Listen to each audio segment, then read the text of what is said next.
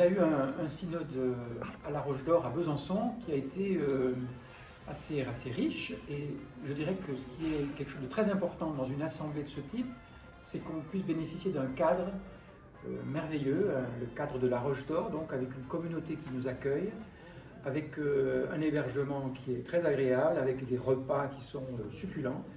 Et donc ça, c'est très important parce que ça permet d'avoir des échanges dans une bonne ambiance, les personnes sont heureuses d'être là, et on a pu donc vivre ce synode dans les meilleures conditions possibles.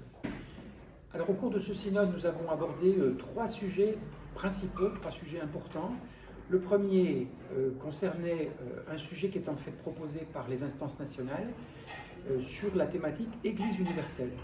La question c'est, sur le plan international, quelles sont nos relations avec les églises à travers le monde et comment nous parvenons à nous en nourrir dans les réalités locales, concrètement dans les communautés.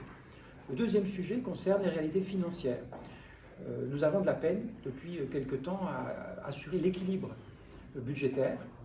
On n'a pas assez de recettes et donc des dépenses qui sont excessives. Donc par conséquent, il faut qu'on trouve des solutions et la discussion a été engagée. Donc nous avons aussi mis en place des commissions, plusieurs commissions, 4, qui correspondent aux missions de l'Église.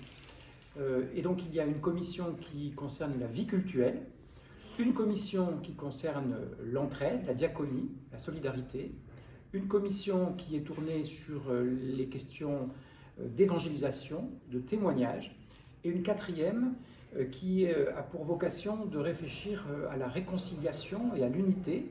C'est à la fois une question qui est interne à l'Église, mais plus largement avec la société. Église et société. Alors l'horizon concret pour les temps qui viennent, c'est de continuer à mettre en œuvre ce qui a été décidé en avril dernier au synode de Saint-Sauveur. Nous avons là défini des orientations pour notre Église, un plan de réforme-action. Et c'est quelque chose qui va devoir nous occuper probablement dans la longue durée, de faire en sorte que notre Église ajuste un peu ses moyens, ses besoins, que notre Église s'ajuste aussi aux réalités du monde dans lequel on est, et qu'on puisse être une Église ouverte et rayonnante à la fois, qui puisse porter la bonne nouvelle de Jésus-Christ aujourd'hui. Alors aujourd'hui, pour les communautés paroissiales, il y a une nécessité de réfléchir à des mutualisations.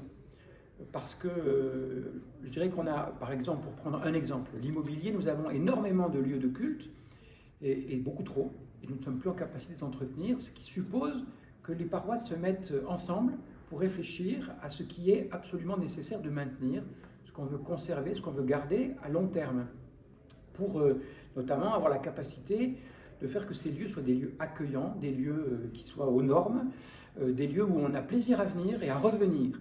Aujourd'hui, ça n'est pas le cas. Et donc, il y a là vraiment tout un travail à entreprendre qui sera probablement un travail de longue haleine, parce que ça supposera de faire des choix, et parfois des choix courageux. Moi, je suis assez confiant quant à l'avenir, non pas parce que je sais comment l'Église sera demain, mais parce que, quoi qu'il advienne, le Seigneur nous précède et que nous marchons à sa suite. L'Esprit qui nous amène.